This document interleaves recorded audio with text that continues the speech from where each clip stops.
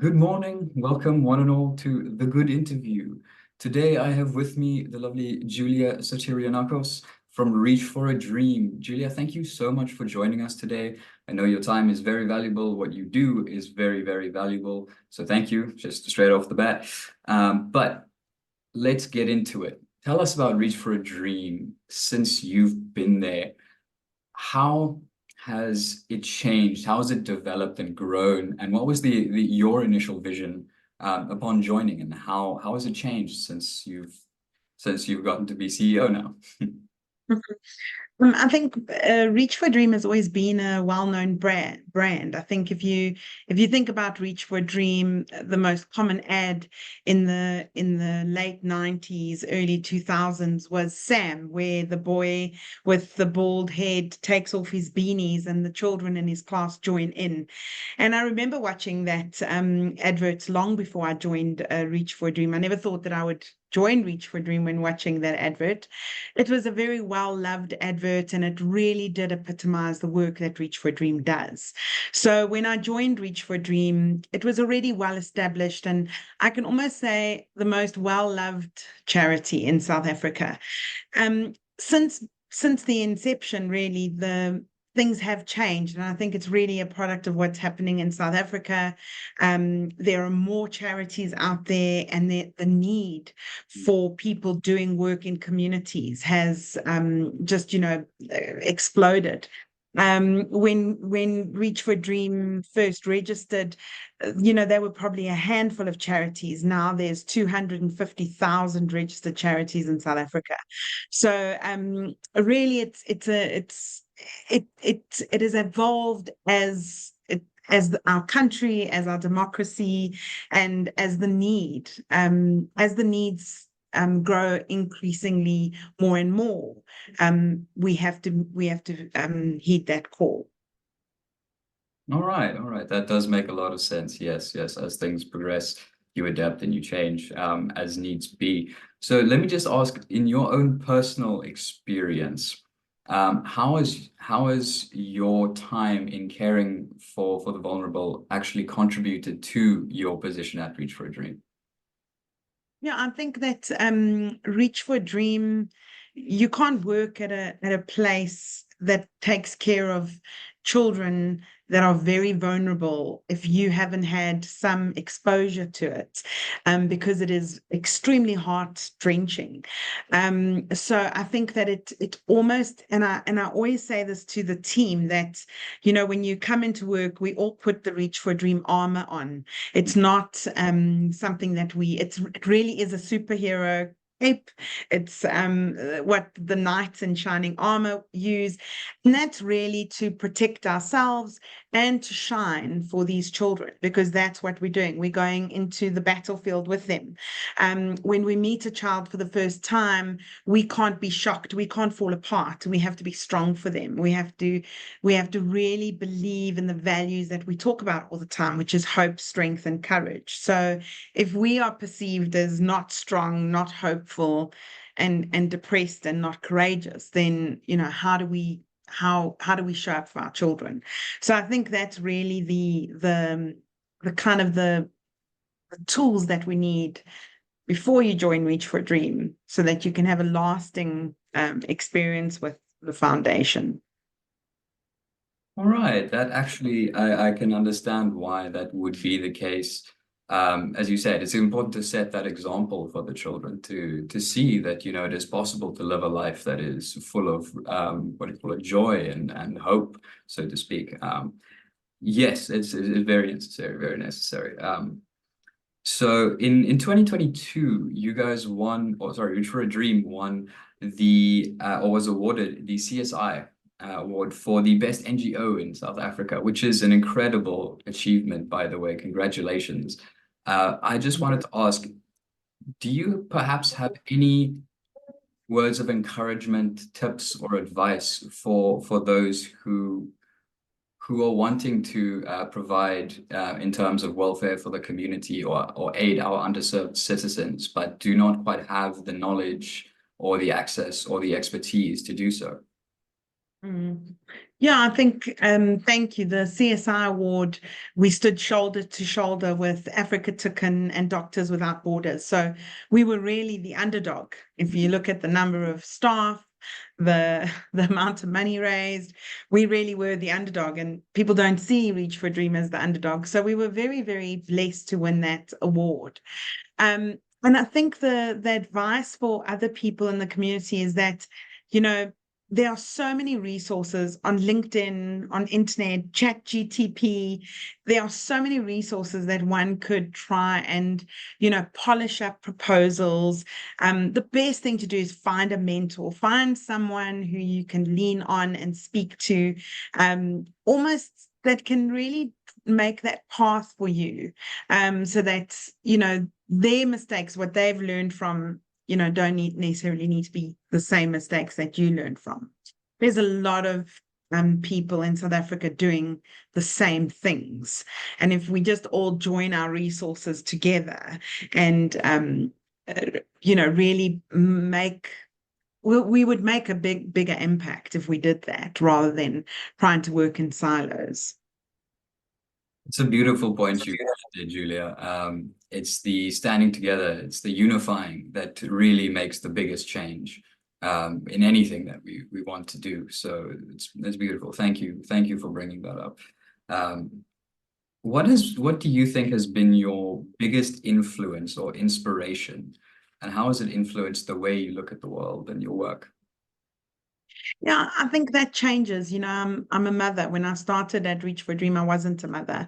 You get inspiration from different things in different phases of your life. I think for now, what inspires me to keep going at the foundation is really the magic, the hope. When a coordinator or a branch manager ask me, we really need to fulfill this child's dream of meeting Ronaldo or Lewis Hamilton or something that is so impossible. Have a call with Mr. Beast. That impossibility, that challenge is really what inspires me to keep going. And the children, when they receive these dreams that they only dream of, it's just an aspiration, and that day comes true for them, the smile on their face, their renewed sense of hope is what inspires not only me, but the entire team to keep doing what we do. All right. Yes, thank you for that. Yeah, no, that's it makes sense. It really does. And speaking on the celebrities and such as Cristiano Ronaldo and that, I can only imagine the absolute like ecstasy a child must get at seeing their hero like actually take the time out, and just the fact that they know about them and their situation, that alone I can imagine is just brightens their world tenfold. Um, and yes, you Reach for a Dream really is a cultivator of hope. And it's a beautiful thing. And how do you think we as people could introduce more hope to our lives? Mm. I think it's a choice that we all make. You can look at a situation and you can be hopeful or you can be hopeless.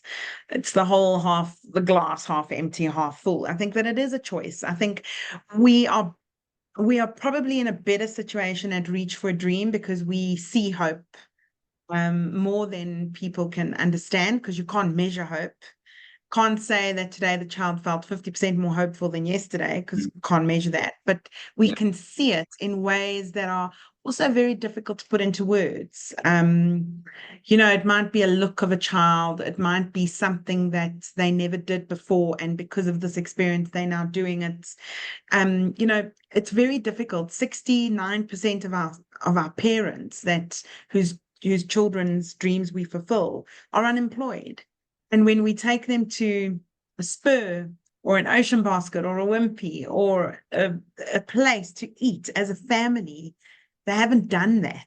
They haven't broken bread as a family for, you know, as long as they can remember. That's not even the dream. That's just the experience. And I think that's hopeful. Thinking every day I can sit with my family and have dinner.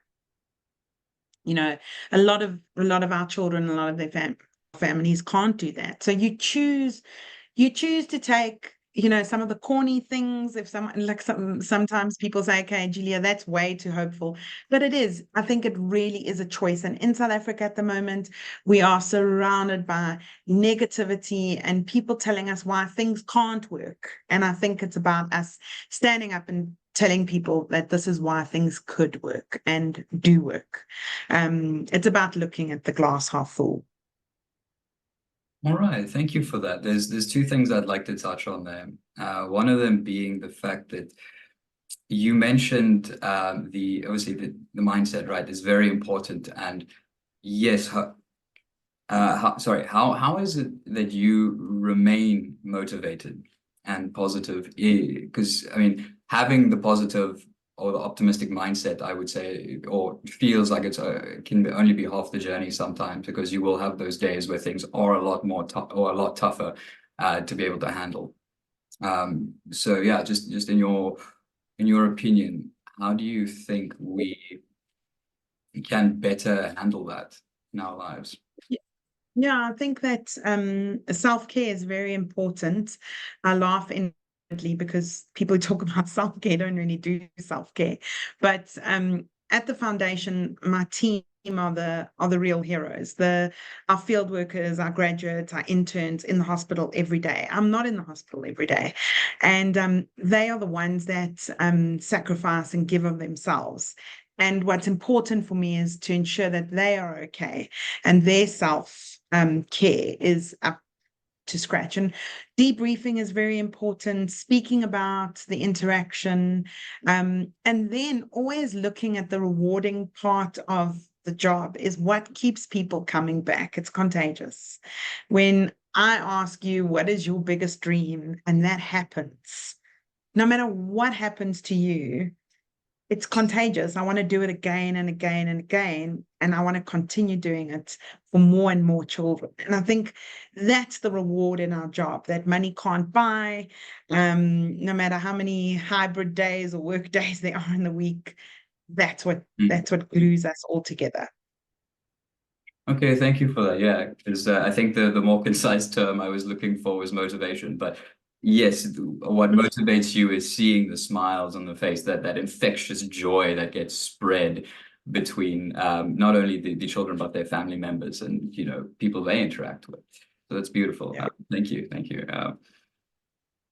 So you guys have quite a few different campaigns, amazing campaigns at that, including Slipper Day, which just recently finished at the end of May. The question I want to ask is how can others and the community at large also continue to help you guys besides these campaigns that you guys do annually? Yeah, so I think um, a lot of people think that because we're a charity, we only want money. That's not really true. We also want people's time, Mm. volunteering to go into a dream room. If you're a good storyteller or you can play the banjo or or a guitar and you can go into a dream room in your area and entertain children, just giving of yourself and your time is definitely an important one. And also if there's any way that you could support us with your skills in terms of the offices and admin, we have branches across the country so people can reach out and go to their local branch and see what help needs to be done. Sometimes it's packing, wrapping dreams, shopping for dreams. There's a lot of activities that one could do.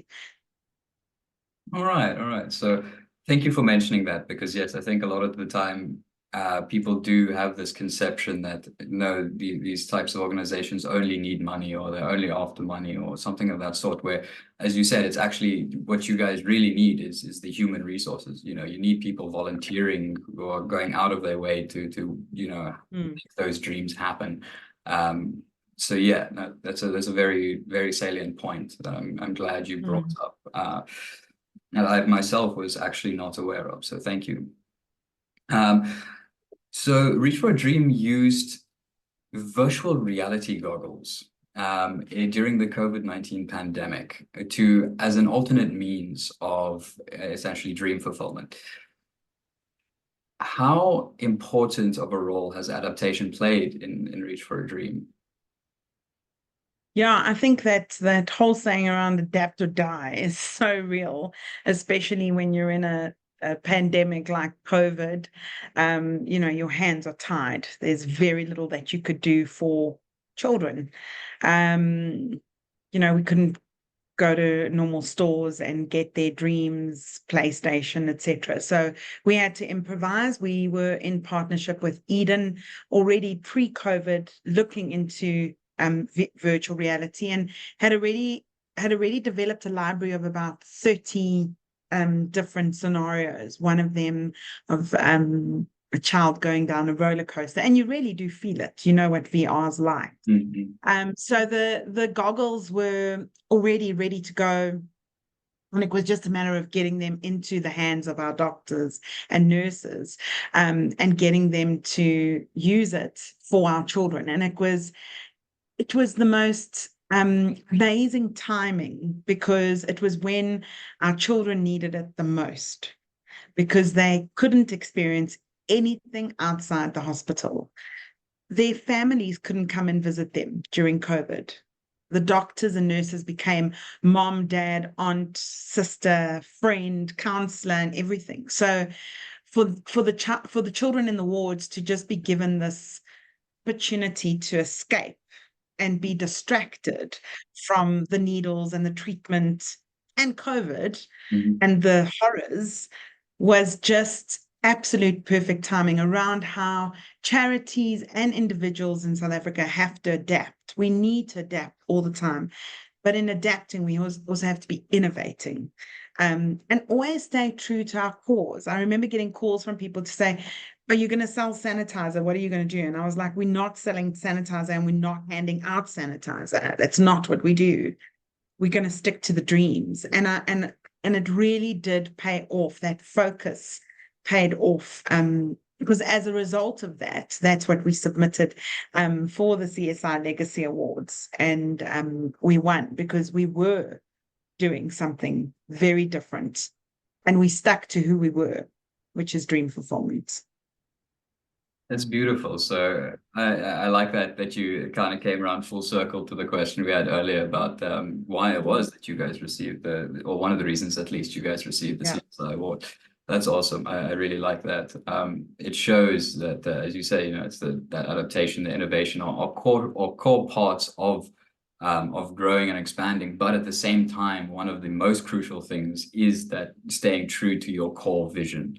And yeah, I think that a lot of people end up giving up on that vision and then end up kind of degrading or digressing in different ways because they no longer see hope in that vision instead of attempting to innovate upon it or adapt to the situation. Always easier said than done, no doubt, but it is possible. Yeah. All right. So you've no doubt had many heartwarming experiences throughout your time working with Reach for a Dream, families and the children and that. My question to you is, what are some of the most pivotal lessons that you have learned from working with people and with families that are in dire need and or in desperation? Yeah, I think I'll come to the families last because they are the best. So I'll save the best for last. I think that at Reach for a Dream, impossible is nothing is really our logo, our payoff line. It should be, but Adidas has that. And it really is about, I've learned that even if you are aiming for something that really is impossible, where people say, just give up now, let's go on to dream number 2. It's not going to happen.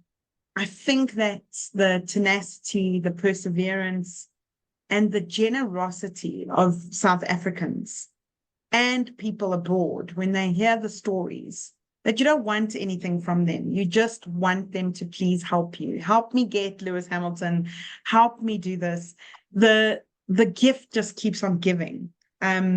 there's just so much generosity of spirit in the people in South Africa. It's amazing. And also you'll find the most amazing things from the people you never thought you would ever get anything from. They show up. And I think that for me is just, it's taught me that no matter who you are, no matter what position you have, you can play a role. Whether it's one degree of separation that someone knows someone who knows someone who knows someone who can help in any way that is. Um, so I think that's what I've learned from our donors and our partners. And I think from our families, I've learned to just be grateful. You from having small children, teachers always say, you get what you get and you don't complain. We have nothing to complain about. Our families and their children are going through the most difficult time, and yet they can remain so gracious, so hopeful. And it was just interesting because, and I'm digressing a bit, but I had always spoken in public forums once or twice about Alistair McAlpine and how he, as a pediatrician, was working in government structures and went off to work at a hospice for children with really bad diseases. They were terminal. And he went around and posted on Twitter a quick quiz around what he asked the children, and things like that, where no one said that they missed Facebook. They just wanted to go on the beach. They missed their pets. They loved their families. They wanted their families. And most importantly, everyone loved ice cream. And he wrote a book. And I was walking past the bookstore and I saw this book. It said prescription ice cream. And I thought, what? Is this a book? Like, because I only got it from Twitter, my Twitter feed. And I got onto it and I checked inside the book. And this was the guy, a South African doctor. He was a South African doctor. And he talks about our children in the most beautiful way, because that is whatever his experience is. And we've never met, he probably knows of Reach for a Dream. Our children can teach us so much about the simple things in life if we are willing to look at that. And as adults, we become cynical, and when we get the flu or we get an illness, where we become hateful and resentful, and our children are facing the biggest battles, and they can remain so gracious, so tenacious, and teach us that it's okay. I'll get through this because I've got my mom, my dad, my pets, and obviously ice cream. So it really is a lesson, and you learn different things from different children. But I think the overriding thing for me is just gratitude. Be grateful that you have another day, that you're breathing. It's not about the first world problems all the time. Yeah, no doubt, no doubt. I could not agree more. Every day that we are alive is truly a blessing. Yeah. Yeah, you really could not have phrased it any better. And my final question to you, Julia, is just how do you envision the future of Reach for a Dream, and how you are continuing or going to continue to make a difference in the lives of many thousands of children still to come? Yeah, I think we are on a very positive trajectory. I think taking into account that there are a team of incredible people beside me that work tirelessly, and it's continually trying to inspire them and try to nurture them into achieving what the foundation needs to achieve. As we go into these eras of AI and all these amazing, fantastic things, we always need to be true to what Reach for a Dream was formed for. And the reason why Reach for a Dream was formed 36 years ago was to ensure that all children can live beyond their dream, that when their dream comes true, they can fight, because they know, if I got my dream today, then tomorrow is actually worth fighting for. Tomorrow is what I'm going to fight for, and I'm going to get my treatment, and I'm going to do what I'm dreaming of doing. And if we can stay true to that and keep driving that, it really will be an amazing, amazing win. Thank you so much, Julia. That was stunning. Truly, I'm not even going to reiterate it because you said it so well. Thank It's really no, thank but I've really so much and so thoroughly enjoyed our conversation today. I've learned a lot more about Reach for a Dream. I've learned a lot more about you, and I really think that you guys are deserving of the position that you are in, and I think that well, I I hope that you guys will continue to go from strength to strength and continue to bring smiles, joy, laughter, and happiness wherever you go. It is incredible the work that you guys are doing, and I wish you guys all. We at the Good Newspaper wish you guys all the best for it. So thank you once more for taking the time to just speak to us and elaborate a bit more. And yeah, we appreciate it. thank you for the opportunity. It was wonderful. No problem. Right, then to our viewers, thank you very much, everyone who was watching, and we will see you again in the next one. Have a lovely week further. Bye-bye.